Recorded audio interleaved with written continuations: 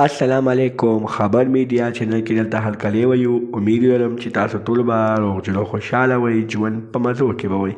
په ضلع خیبر باره کې چې یحیی ماشوم کوهي ته غورځولی شوی و، د هغه باره کې تازه خبر راغو چې شاعر ضمیر خان ضمیر د یحیی ماشوم په قبر باندې کار شروع کړی دی او ډېر ژر به د یحیی ماشوم لاش د هغه کوهي نه راوباسي.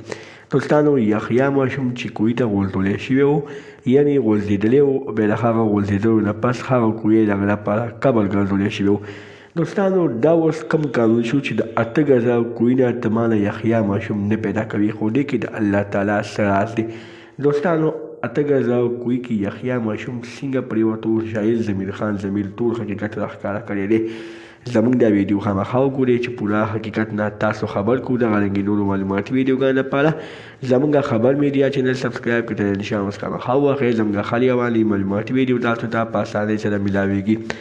دوستانو، مینوالو، کومه افسوسناکه او کومه دلخراشه واقعه چې په ضلع خیبر باره کې رامخې ته شوې وه چې یحیی ماشوم کوهي ته غورځېدلی و، د هغه کوهي غورځېدلو نه پس هغه یحیی ماشوم قبر هغه کوهی وګرځېدو.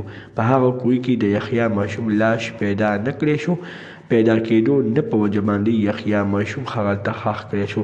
خو بیا شاعر ضمیر خان ضمیر ورغو او د هغه د راوباسلو کوشش وکړو او پلار او مور ورته اجازت ورکړو چې تاسو یحیی ماشوم د دې کوهي نه راوباسئ. دوستانو، اوس موږ ګورو چې شاعر ضمیر خان ضمیر یحیی ماشوم د هغه قبر نه راوباسي که نه راوباسي، خو په هغه کوهي باندې ډېر تیزۍ سره کار شروع دی او ډېر ژر به شي چې د یحیی ماشوم لاش به پیدا شي او د یحیی ماشوم لاش به د هغوی مور او پلار ته میلو شي. مور او پلار یې وایي چې موږ ته د یحیی ماشوم د بدن یو ټوکره میلو شي، خو چې زموږ د زړه تسلي پرې وشي.